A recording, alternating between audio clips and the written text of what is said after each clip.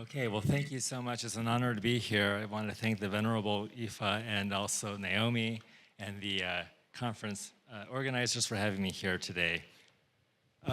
So, as one of the directors of the Museum of Science, I often get asked, what is my favorite scientific exhibit?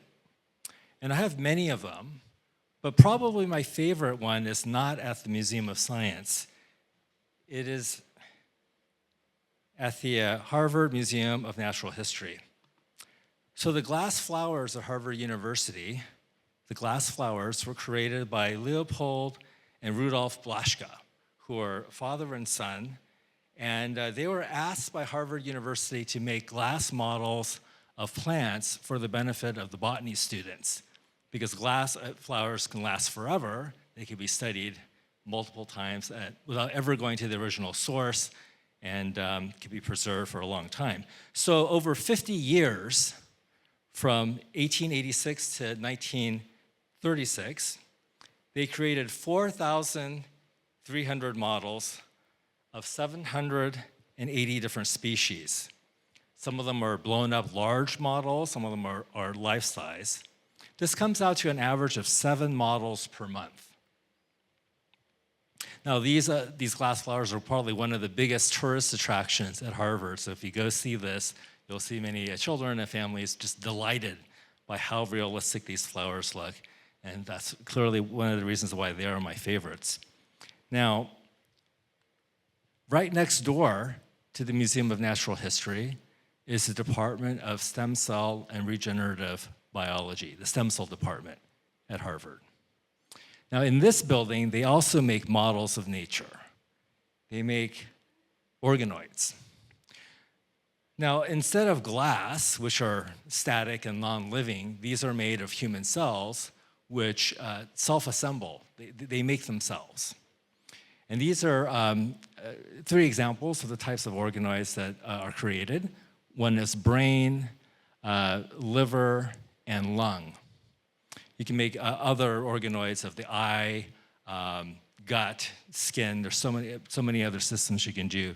Now, they are relatively small, so the brain organoid is about the size of a pea, and it can't get much larger than that because they have no blood supply.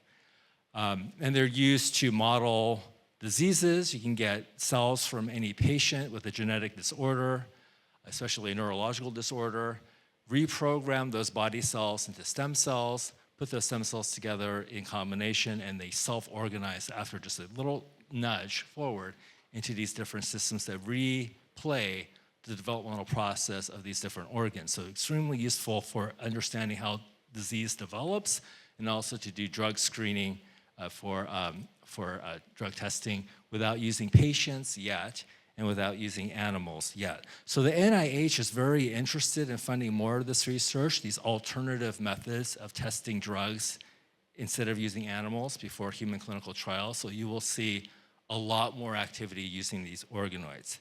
Now, I think if the tourists that go to the museum were to understand that just next door, they're creating these living models of human systems, they might not be quite as delighted. I think some of these might look a little bit disturbing to the visitors.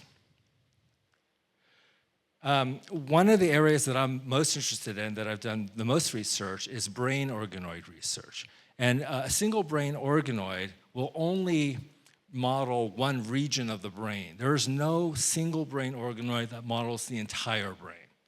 And so to get a little bit more complex systems, my colleague at Stanford, Sergio Pashka, has developed a system where you create assembloids, which are combinations of organoids.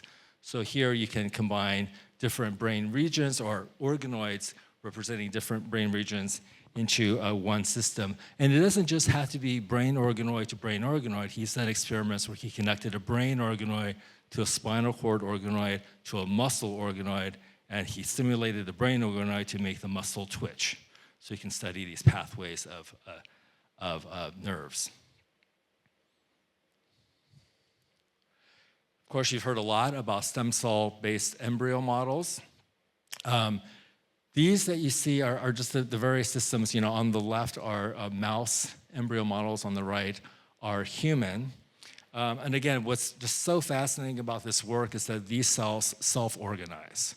Now, it works with stem cells that you create from patient cells called induced pluripotent stem cells. It also works with human embryonic stem cells. A couple of things I want to point out, though. You can model either pre-implantation embryos, which I'll show you on the next slide. So these are embryos that you normally work with in the fertility clinic, or you can try to model post-implantation human embryos, which are thought to be what happens after the embryo gets transferred into the womb and goes into the uterine lining and starts to develop a body plan. Now, people have wondered, and a lot of reporters have asked me when these studies come out, are they capable of making a baby? So I'm going to give you what the scientists tell me.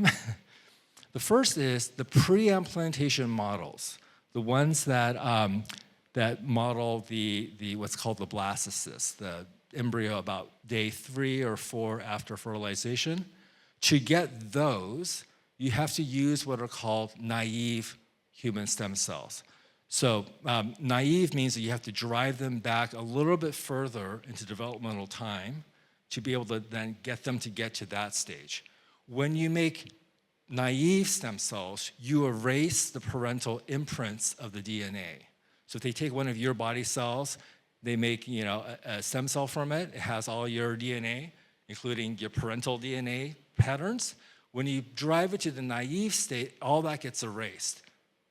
And that's the only way to make the naive cells. So when you drive it back forward, it can only go so far until it needs those parental genes, the imprints. So they have not figured out a way of how to get both. How do you drive it back far enough to get to that stage without erasing everything? So they are not right now developmentally competent. Maybe in the future they can figure that out, but the technique to make them ruins the possibility of them going further. The ones that model after implantation, the ones that are a little bit more complex, what I'm told is they cannot be just transferred into the womb. Because at that stage, they are normally deeply buried in the uterus, and the uterus is already all prepared to have that, to host that embryo, but you can't just transfer the model of that stage into the uterus, it'll just fall off. So far, they are not able to make babies. I just want to point that out. I do want to spend just a little bit of time just explaining what I think is absolutely fascinating, because we're talking about rebirth and karma, absolutely fascinating about this one set of experiments done by 2 groups, Jun Wu at University in Texas and Jose Polo in Melbourne, Australia. So they got the same result using slightly different methods. Okay, on the top is, I believe, Jun Wu's method.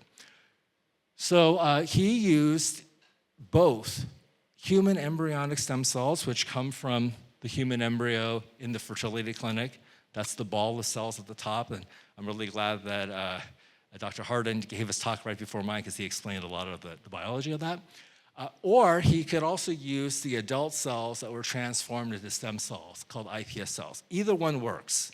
You put it into a cocktail, in just a few days, it creates a model of the blastocyst. So it creates a model of that original IVF clinic embryo. It's called a blastoid. It's not a real blastocyst, but it's very, very similar.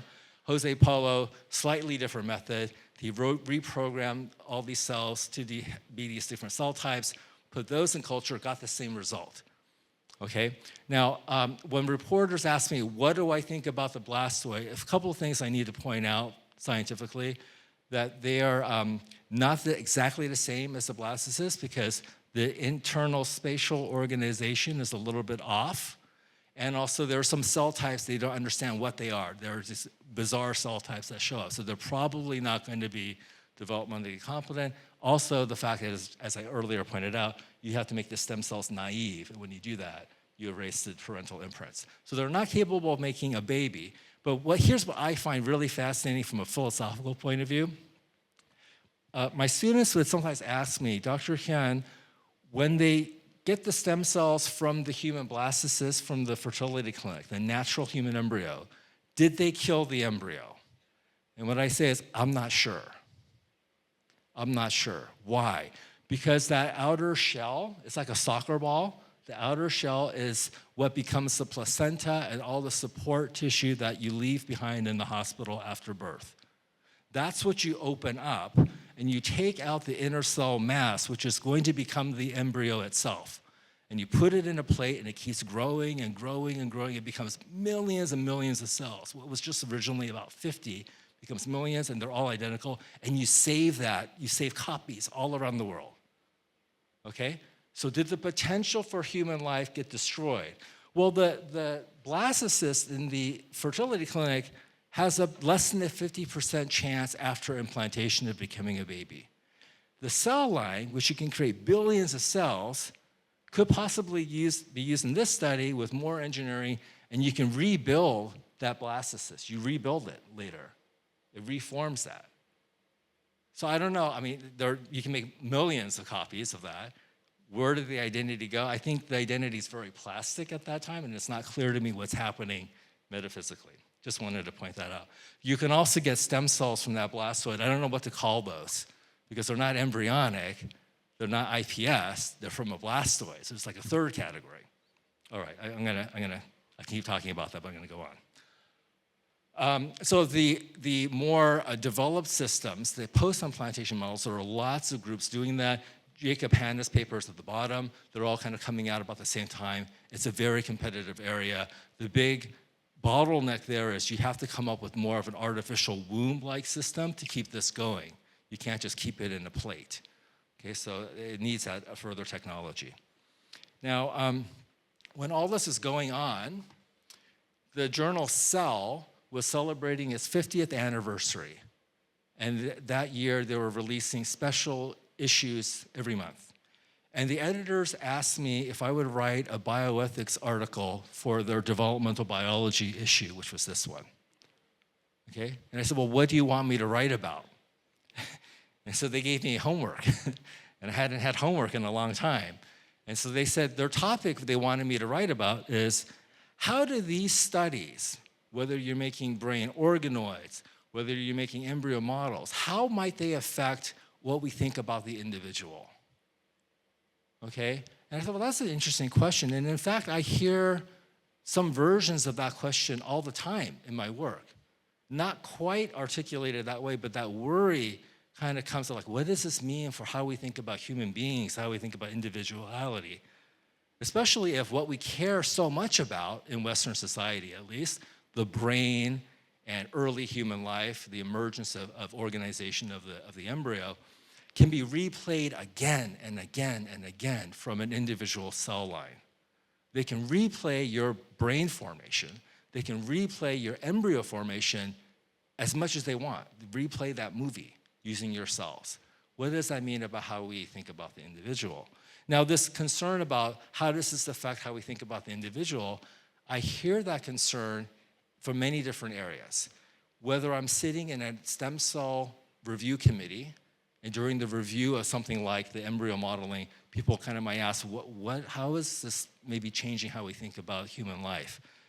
When I get asked to do a bench-side ethics consultation, so scientists will call me and ask, can you come to the lab? Something's happening. It's a little bit strange. What do we do? And there are some really interesting examples of unexpected results when you're culturing these stem cells together. You get these structures you didn't expect. It's kind of easy to make them, actually. It's kind of like you have to work not to make them. I also hear from science journal editors. I often get asked to review for scientific journals. They'll say, here's a study. The science looks pretty good, but what do you think about how this might change how people think? And science reporters all the time are calling after these big breakthroughs happen, and they're kind of getting at this question of, so what does this mean for who we are as humans? They're kind of asking that question. So I can see why the editors of Cell wanted me to tackle this issue. So I wrote an essay, and that's in the June 20th issue. So here's what I said. I mean, this is not a terribly new type of question. We had similar questions come up with human genetic research when we were more easily able to decode the human genome. Everything started to get reduced to you are your genes. Your genes determine who you are. Very reductionistic, very simplistic view of what is important about us, what identifies who we are uniquely. I can see a similar type of temptation to reduce who we are to the brain organoids, who we are to the early stage embryo and what happens very early on in development. So it's not a terribly new question, but it's an important one. And so how to think about that question? So I'm going to give you just what I think. You may not agree with me. I do want to say that my point of view is coming from a Western philosophical tradition in which I was trained, and in which students of philosophy in the United States, Australia, Canada, the UK are normally trained. It's a little bit different from the continental tradition, and definitely different from the Asian tradition. So I just want to say that's where I'm coming from. I think there are different ways to try to address this question by drawing some very important distinctions, differences, definitions that are very grounded in the tradition that I was trained in. And again, I don't expect that everybody will agree with my starting points. The first one is I want to make a distinction between biological individuals and moral individuals, or what we call persons. Okay, there's a temptation to blur the two together. Biological individuals are used in studies, and you can count them, and you have an N number. The study involves N of 1,000. The 1,000 might be cardiac patients in a clinical trial. The 1,000 might be brain organoids in a drug screen. So you can count them up in your study. But not all biological individuals are persons. Persons are a specific type of biological individual, and in fact, in philosophy, we don't think that persons always have to be biological human beings. Maybe computers, maybe aliens, maybe non-human primates could also be persons. So persons is not exactly the same as being a biological person or individual. So what does it mean to be a person? In my tradition, it usually amounts to something like you have to have the ability to make rational decisions and act with rationality or intention. Like very basically that, and have conscious self-awareness and care about yourself as a being that has a past, a present, and a future. And you have some concern about your own well-being. The brain is obviously going to be so important for that picture of personhood. That's why I think there's so much interest in brain organoid research and ethics, and not liver or not gut, because we don't normally think that that's an important feature of what it means to be a person. We have been talking a lot about transplantation ethics, and nobody, I believe, in the Western tradition thinks that if you get a liver from a donor that it changes who you are. But I think if people think if it's possible to do a brain transplant, then people might wonder, where did the person go when you transfer the brain? So the brain is very important for the Western tradition of thinking about persons, because persons are so tied to this idea of rationality and conscious thinking. I think that there's a tendency to mix up the idea of biological individuals and personhood, and a good example of that is the 14-day rule in embryology and legal oversight of embryo research. As many of you may know, when IVF and vitro fertilization first arrived in the UK in the late 1970s, there was a committee that came up with a policy that later became law, that you cannot culture the natural embryo from a fertility clinic in a dish longer than 14 consecutive days.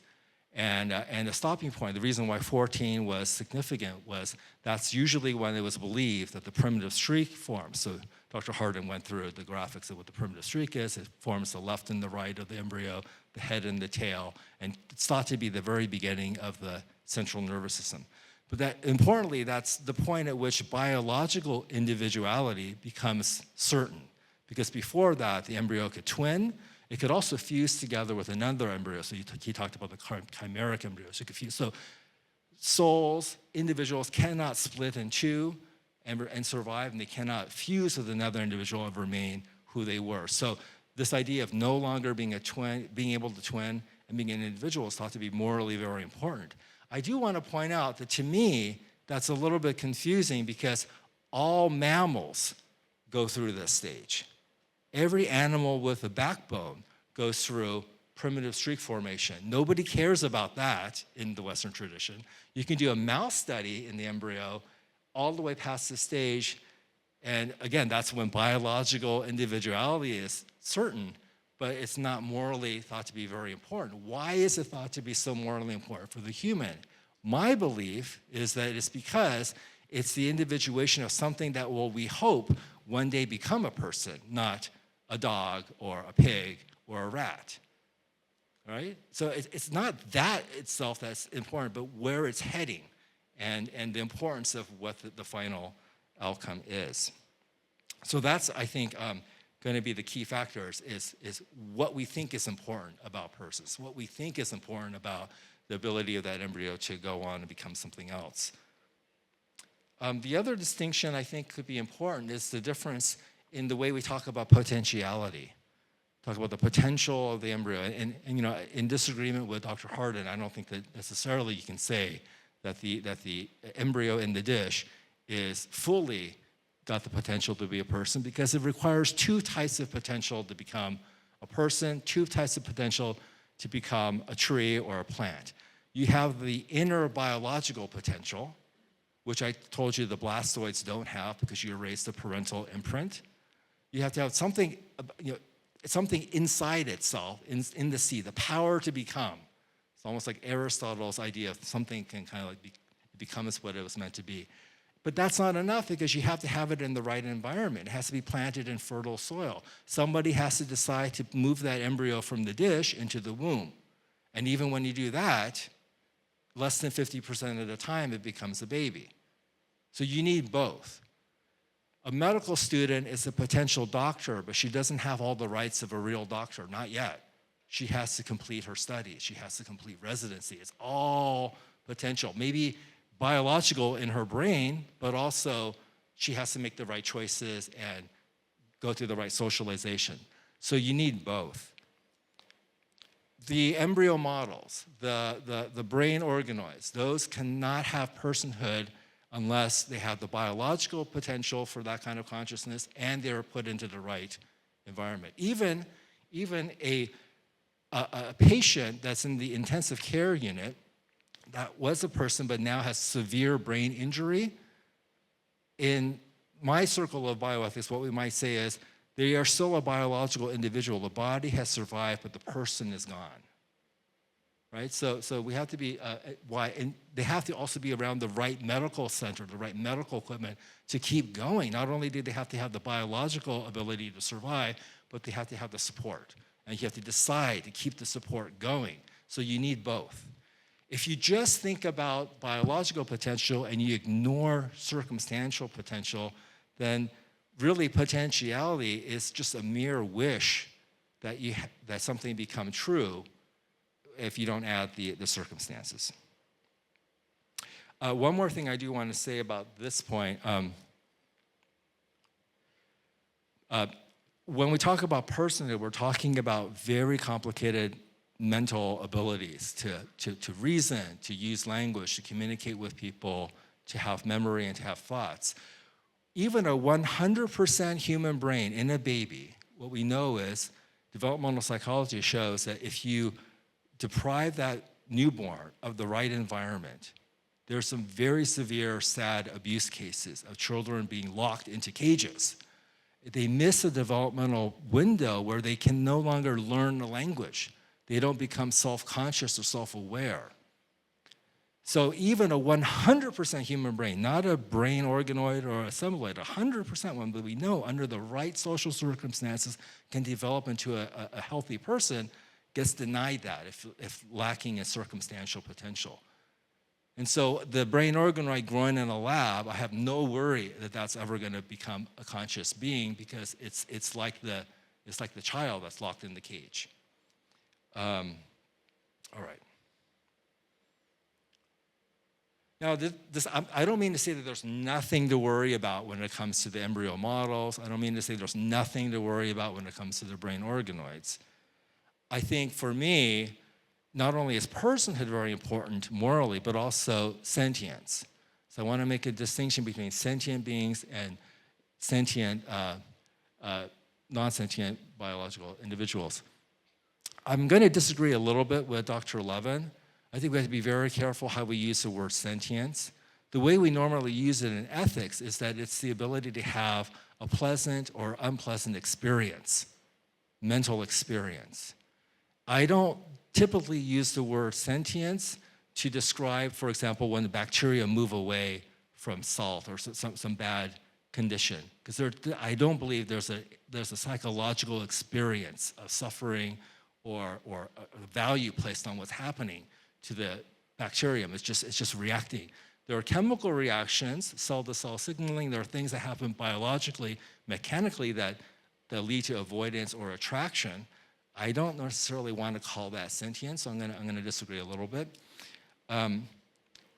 When does sentience happen in human life? Well, it's believed by doctors that in the gestation of the baby, it's about 24 weeks of pregnancy. It's right about the time at which it's believed that fetuses can feel pain. But a very interesting study just recently came out from University College London in the journal Pain, where they reasoned that taking brain scans of premature babies that are between 32 weeks and 42 weeks old, they used 375 of these scans. What they realized, or what they argued, is that they don't have an emotional understanding of pain as being unpleasant or upsetting until about 36 weeks.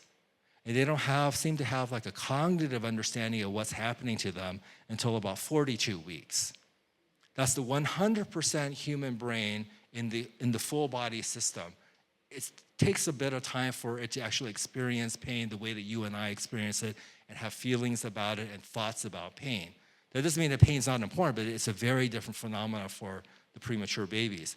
So I just think, again, that's more reason to think that the brain organoids just won't feel pain. A lot of people are concerned about, can the brain organoids feel pain? So I think with these distinctions in mind, sentience, the biological individual persons and potentiality, if we keep those distinctions in mind, we don't have to worry so much about these models sort of, I think, upsetting what we mean to be human. If anything, I hope that these models, if they do benefit society by moving research forward and reduce suffering, will help us better appreciate what really does matter, which is the well-being of actual persons and the well-being of sentient individuals. And so with that, I'm hoping that we can focus more on what the models can do for society and not worry too much about whether they're suffering themselves. So I thank you for your time. I think I have a few minutes for some questions. Thank you.